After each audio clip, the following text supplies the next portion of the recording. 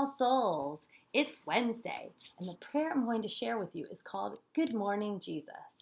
Great way to start the day. Start in the name of Father, Son, Holy Spirit. Amen.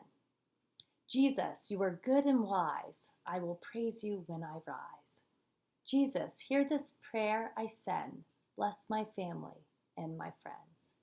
Jesus, help me my eyes to see all the good you send to me. Jesus, help my ears to hear calls for help from far and near. Jesus, help my feet to go in the ways that you will show. Jesus, help my hands to do all things loving, kind, and true. Jesus, guard me through this day in all I do and all I say. Our Father, who art in heaven, hallowed be thy name.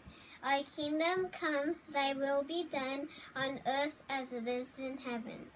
Give us this day our daily bread, and forgive us our trespasses, as we forgive those who trespass against us. And lead us not into temptation, but deliver us from evil. Amen.